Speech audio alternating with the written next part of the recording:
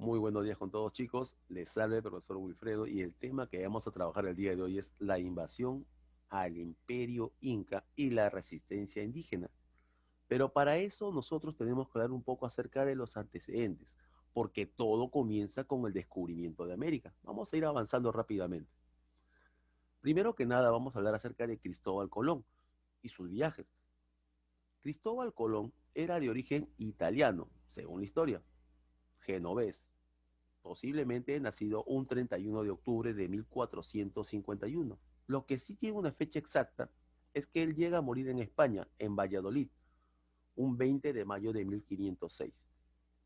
Pero antes de eso vamos a comenzar nosotros con la parte más representativa e histórica de Cristóbal Colón, ya que cuando él va a viajar, él no piensa que va a encontrar un nuevo mundo, un nuevo territorio o un nuevo continente, sino él pensaba llegar por una ruta más cercana o por una diferente ruta a las Indias, ¿no es cierto? Y por eso que va a realizar el contrato, que es la capitulación de Santa Fe con los reyes católicos, que en este caso vendría a ser Isabel I de Castilla y Fernando VII de Aragón, un 17 de abril, pero de 1492. El primer viaje es el más recordado de todos, porque es justamente donde llega a un nuevo continente que es América. Él va a partir en su primer viaje un 3 de agosto de 1492 y va a llegar a América un 12 de octubre de 1492, dentro de tantos periplos con los hermanos Vicente, Pinzón, con él mismo, con el amotinamiento de sus tripulantes, pero que al final todo iba a llegar a buen puerto. Esta fue la etapa más gloriosa, la del primer viaje, porque él lleva llevando indígenas, lleva llevando especies y además el material más querido y deseado por Europa en ese momento, que era el oro. Y es por eso que surge lo que representa la ambición de diferentes países por querer colonizar diferentes lugares, que en este caso vendría a ser América. Y más adelante, pues Portugal, ¿no? Colonizaría lo que es la zona de Brasil. Bueno, una vez que se establecieron ya los españoles en zona de América y empezaron las primeras colonizaciones, se va a dar esto, la capitulación de Burgos. En la capitulación de Burgos se va a dar un 9 de junio, pero de 1508. En este momento ya se da el establecimiento de España en el centro de América. Pero ustedes saben que siempre va a existir disputas por obtener el liderazgo, y en este caso habían disputas entre Diego Nicuesa y Alonso de Ojeda, que eran exploradores militares y además personas importantes en España, que eran representantes, obviamente, de los reyes católicos. Y el rey de España, pues, no quería ningún tipo de enfrentamiento entre ambos personajes, ni de Diego Nicuesa ni de Alonso de Ojeda. Es por eso que se va a crear dos establecimientos, dos centros, que es la de Nueva Andalucía y la de Castilla de Oro. Cuando hablamos de Nueva Andalucía, abarcó las costas de qué? Colombia y Venezuela. Su gobernador fue Alonso de Ojeda, como te estaba mencionando, porque son dos. Él va a fundar un fortín llamado San Sebastián y luego ya Martín Enciso, otro español, va a tomar el mando. Vamos a seguir avanzando. Más adelante va a dividirse también Castilla de Oro o también llamado Veragua. Para este caso, Castilla de Oro le iba a corresponder o le iba a pertenecer a Diego Nicuesa, quien va a fundar el Fortín de Athos, cada uno con su espacio, cada uno con una especie de hegemonía en un espacio, en una ciudad. ¿Ok, chicos? Entonces, hasta aquí estamos claros. Diego Nicuesa y Alonso de Ojeda. Diego Nicuesa, Castilla de Oro, y Alonso de Ojeda, Nueva Andalucía. Ahí tenemos los dos personajes. Cuando hablamos de Nueva Andalucía, estamos hablando de Colombia y Venezuela, y cuando hablamos de Castilla de Oro, estamos hablando de Panamá y Costa Rica. Más adelante tomaría más representación Castilla de Oro, que es la zona de Panamá, y te voy a explicar poco a poco cómo sucedieron o cómo aconteció todo. Vamos ahora a seguir avanzando un poquito más. Vamos a ver cómo se encontraron las primeras noticias sobre el Perú. Primero que nada, va a existir un navegador muy importante, que es Vasco Núñez de Balboa. Es un gran expedicionario que hizo una expedición al sur Y tú sabes que todas las expediciones que realizaban los españoles y llegaban a, digamos, a tierras nuevas, lo hacían ¿por dónde? Por el Océano Atlántico. Sin embargo, él se va a adentrar un poco más en la zona de Colombia y va a encontrar lo que es el Istmo de Panamá y va a encontrar un nuevo mar, al que va a llamar Mar del Sur, que ahora lo conocemos como el Océano Pacífico. Y en esta expedición va a participar Francisco Pizarro, algo muy importante que va a concatenar más adelante, que te voy a explicar obviamente. Después viene Francisco Becerra, entre 1514 y 1505, 1515, perdón. Este explorador se va a adentrar mucho, mucho más al sur de lo que representa América y va a llegar a la zona sur de lo que representa Colombia, ¿ok? Y es apoyado, como te estaba mencionando, o como te menciono, a la expedición de Pedrarias y va a morir en un enfrentamiento con los nativos. Más adelante, y un personaje de verdad, por él, es la que justamente todo el reinado español se enfoca única y exclusivamente ya no en Centroamérica, sino en Sudamérica, que es Pascual de Andagoya, recuérdalo bien, nombre muy importante, es explorador militar y que participó además en las conquistas de quién, de Panamá, de Colombia y además de Perú. Él va a llegar en una zona, Cartagena, en Colombia, y va a recibir noticias de un pueblo, de un imperio que se llama Virú, que era el imperio más al sur de los incas. Y como quedaba Virú, Virú, Virú, de esa manera se llamó nuestro país, Perú. Y obviamente fue reconocido como el rey virreinato del Perú. Ok, ya hemos visto una historia acerca de cómo los españoles llegaron a encontrar nuevas tierras, de cómo su hegemonía trató de lanzarla no solamente a América del Sur, sino a Centroamérica y también a Norteamérica, que es la zona de México, con Cristóbal Colón, en la capitulación de Burgos, donde se dividieron las zonas ya colonizadas por los españoles y se dividió en Nueva Andalucía y Castilla de Oro. Y ahora vamos a hablar también acerca de las noticias sobre Perú, descubrimiento del mar, descubrimiento más al sur de Colombia y obviamente una zona llamada Virú, que más adelante se conocería como Perú. Ahora vamos a hablar acerca de Pizarro. Primero que nada, tienes que entender que los viajes de Pizarro se van a realizar entre los años de 1524 y 1532. Entre esa zona o entre ese lapso de tiempo es la que realmente los españoles llegan a conquistar al imperio incaico. Para esta conquista, justamente te estoy hablando, en 1525 es donde realmente se van a reunir los tres socios de la conquista. En 1524 Pizarro todavía estaba solo. Y los tres socios de la conquista, todos lo conocemos. Francisco Pizarro, Diego de Almagro y Hernando de Luque. Y para que Francisco Pizarro llegue a colonizar, dominar y finalmente doblegar al imperio incaico, va a tener que realizar, se reconoce como tres viajes, pero que duran diferentes lapsos de tiempo. Uno que es el de exploración, otro que es el de descubrimiento y obviamente el final que es el de conquista. Vamos a entrar al primer viaje, que es el de exploración. Se van a realizar diferentes viajes, obviamente. Y este viaje de exploración o viajes de exploración se van a dar en un lapso de tiempo de 1524 a 1525. El más importante que te puedo mencionar es el que ocurrió un 13 de septiembre de 1524, porque no solamente van a partir Francisco Pizarro de Panamá, sino también va a partir Diego de Almagro de Panamá. Francisco Pizarro va a ir hacia el Mar del Sur en una embarcación que se va a llamar Santiago. Va a llevar 102 españoles, indios de Nicaragua, 4 caballos y además perros de caza, chicos.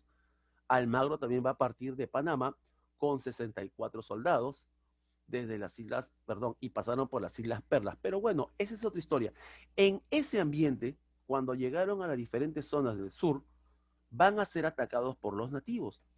¿Cuál es la parte que se debe de recordar como historia? Almagro, en ese encuentro del viaje de exploración, va a perder un ojo.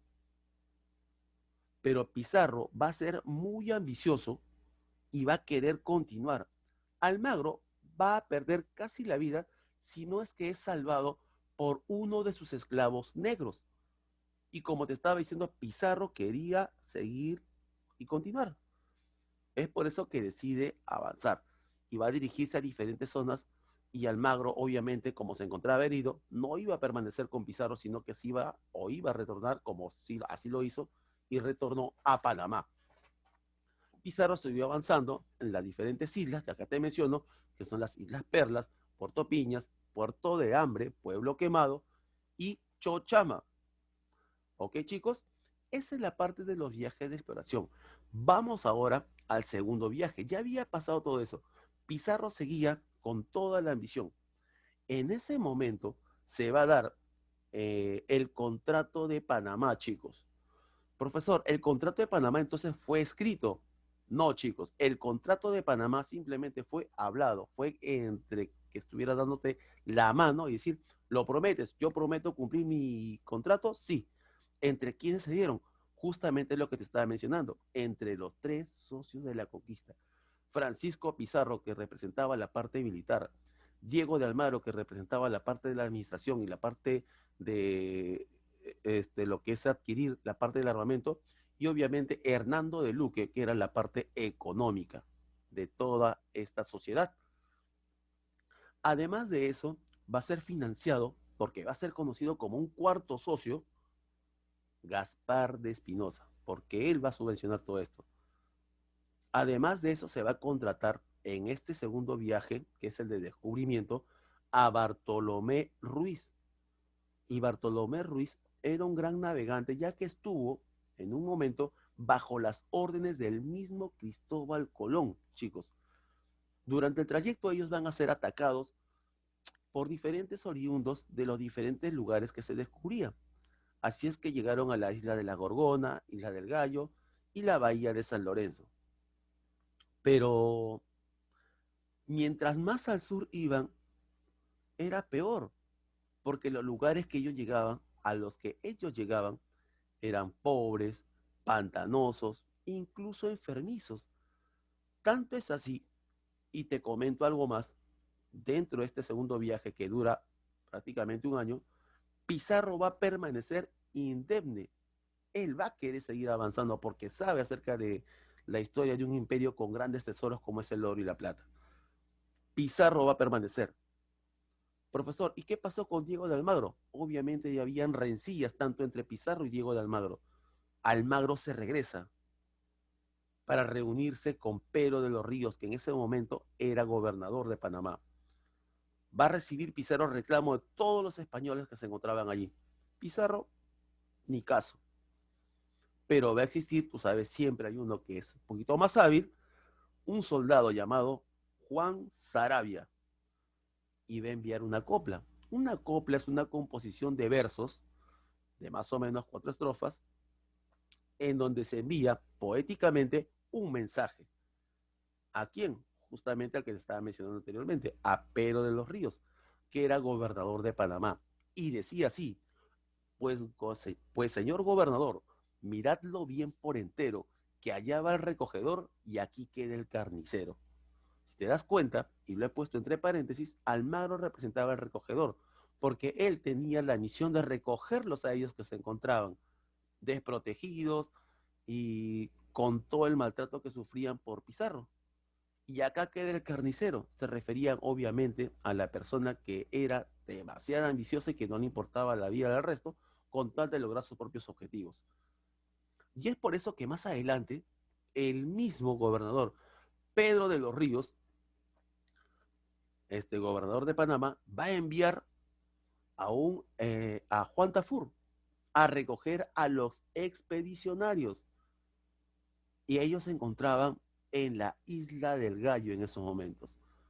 Francisco Pizarro, lleno de gloria, lleno de ego, va a trazar una línea con su espada y habló con todos los españoles, porque los indios nativos, ellos tenían que seguirlo de todas maneras. Y trazó una línea y les dijo, señalando al sur, por acá o al norte. Por el norte se va a Panamá a ser pobres. Y después cogió su espada y señaló al sur. Por acá se va el Perú a ser ricos. ¿Quién me sigue? De toda su tripulación, o perdón, de todo el ejército que él comandaba, solamente 13 fueron los que le acompañaron. Y es por eso que a eso se le conoce como la isla de los 13 del Gallo. Pizarro se va a quedar 6 meses más después de lo que ha ocurrido, se va a quedar 6 meses más en la isla de la Gorgona, que quedaba en Colombia. Ahora, ¿él por qué no regresa, profesor? Si era una orden del gobernador de Panamá, simplemente porque no quería recibir represalias, porque él estaba en contra de las órdenes del mismo rey. Recuerda que el gobernador era representante del rey en sus colonias en esos momentos. A su llegada a Panamá, porque después de 6 meses que están en la isla de la Gorgona, porque no encuentra nada, Francisco Pizarro va a ser apresado, chicos, y va a ser acusado de matar a Vasco Núñez de Balboa. Profesor, Vasco Núñez de Balboa, me recuerdo el nombre. ¿No es el descubridor del Mar del Sur? Sí, pues. Pero te voy a dar una notita. Francisco Pizarro va a ser acusado de matar a Vasco Núñez de Balboa y obviamente va a ir preso. Antes, Pizarro estaba bajo las órdenes de Pedrarias Dávila, que en ese momento era gobernador de Castilla de Oro, de Panamá y Costa Rica, la zona de Panamá y Costa Rica. Además, existía una rivalidad entre este gobernador Pedrarias y Balboa. Y Pizarro es el encargado de apresarlo. Y luego van a decapitar. ¿A quién? A Vasco Núñez de Balboa. Así es, chicos. De esa forma es acusado Francisco Pizarro por algo que ya había pasado, pero lo había hecho. Ya es llevado a España, es apresado, pero lo salva. ¿Quién lo salva? Lo salva un familiar.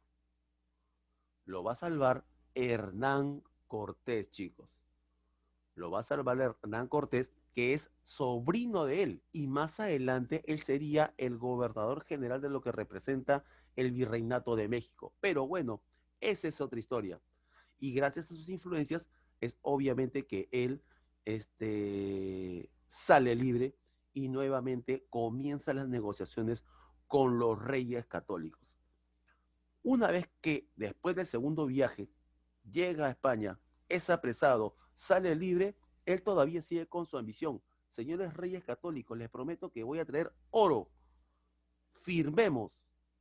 Y se realiza la capitulación de Toledo, un 26 de julio de 1529. ¿Qué representaba esta capitulación de Toledo? Traducción.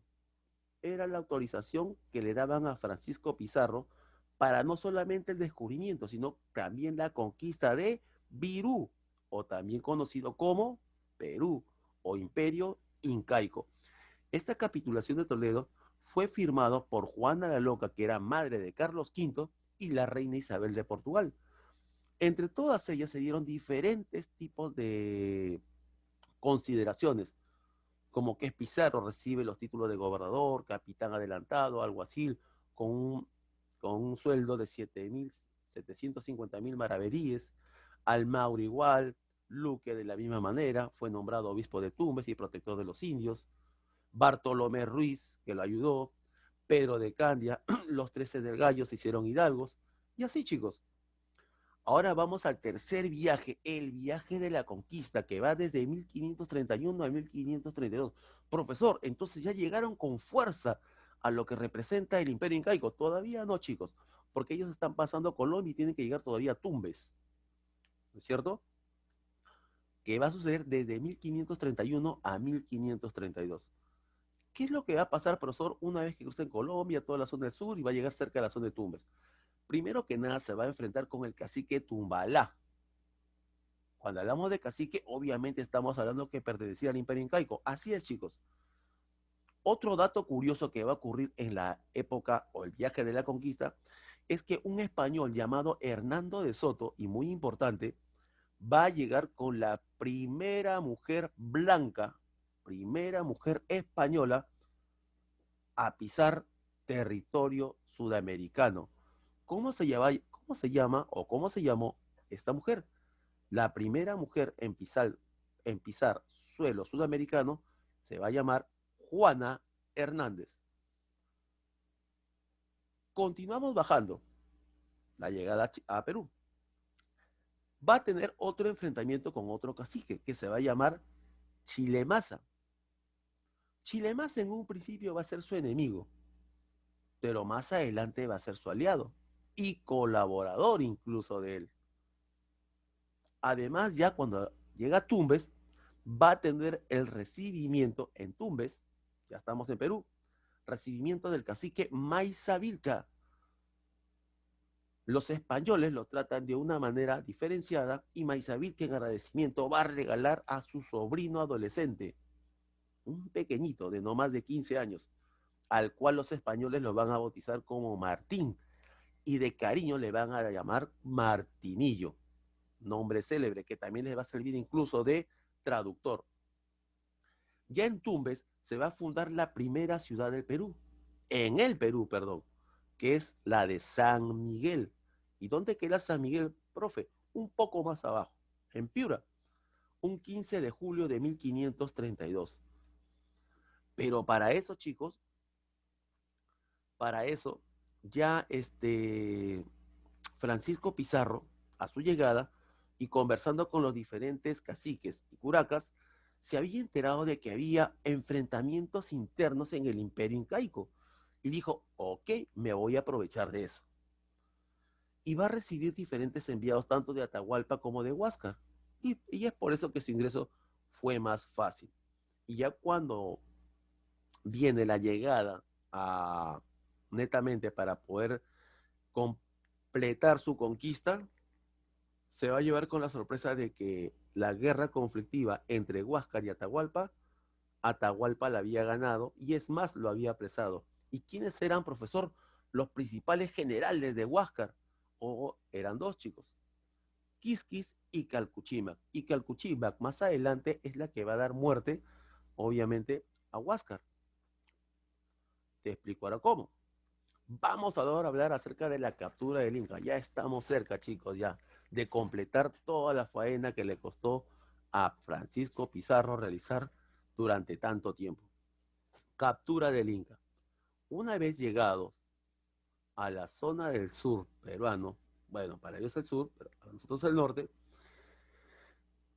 se va a dar la idea de que el mismo Atahualpa se encontraba en Cajamarca,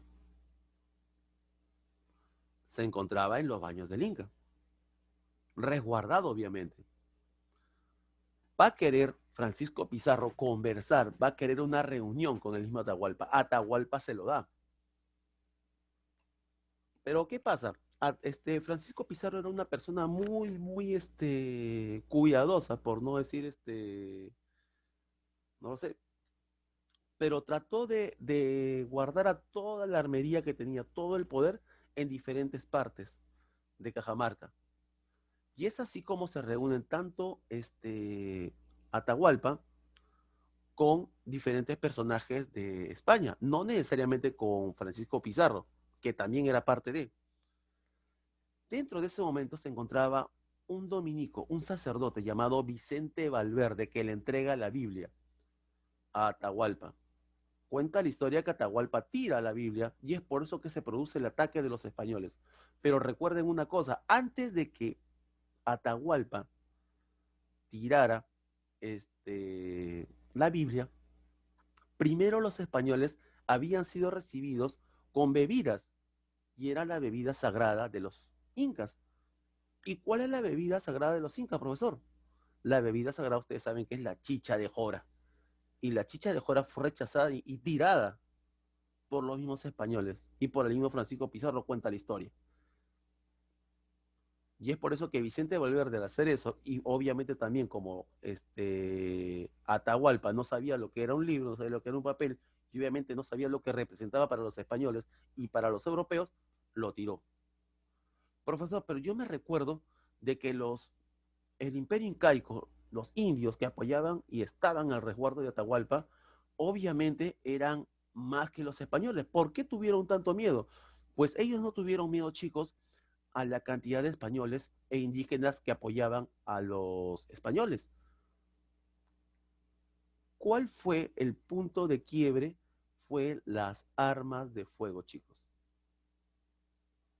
Ellos jamás habían escuchado el arma de fuego sonar con tal estruendor. Y es por eso que les fue más fácil, porque la mayoría de los indígenas este, salieron huyendo al ver tal estruendor.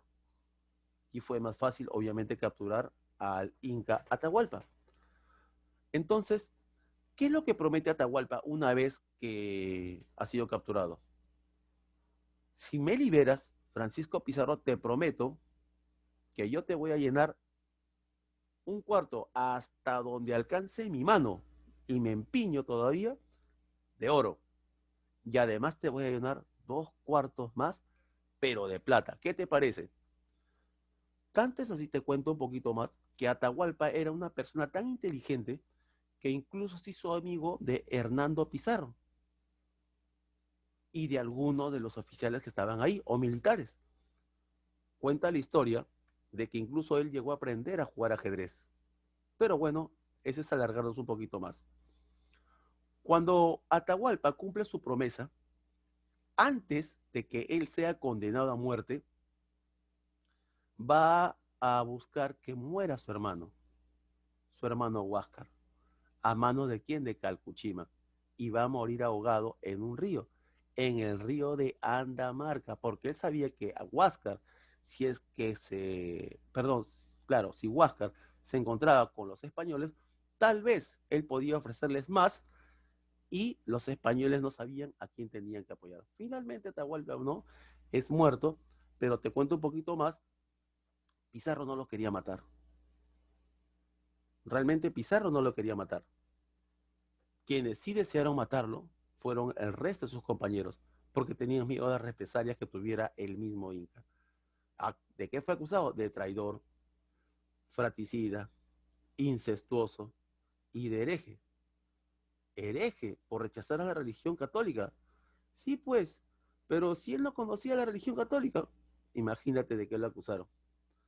Y fue así como muere el gran último Inca conocido, que es Atahualpa. Hubieron diferentes residencias indígenas, profesor. Así es, chicos, diferentes. La de Manco Inca, la de Saidi Tupac, la de Titu Cusi Yupanqui, la de Tupac Amaru, la de Manco Inca, por ejemplo, cuando estuvieron en pelea, cuando estuvieron en pelea tanto Francisco Pizarro con Diego de Almagro, en ese momento se levantó Manco Inca, este, Saidi Tupac, su revolución fue en la zona selvática, Tito Yupanqui, Tupac Amaru I, y así hubieron diferentes rebeliones, chicos. Como les estoy mencionando, hasta acá un breve repaso o una breve visión de todo lo que representó tanto la invasión al Imperio Incaico desde sus antecedentes, sus descubrimientos, las diferentes capitulaciones que hubo, los diferentes descubrimientos de cómo se llegó a conocer o cómo tuvieron las primeras noticias del Perú, los viajes de Pizarro que le costaron 8 años, 8 largos años para poder doblegar al Imperio Incaico y de qué manera termina todo a favor de los socios de la conquista en mejoramiento de lo que representa la corona española. Espero haya sido de tu agrado, me hayas entendido y cuando tengas ganas vuelvas a ver el video.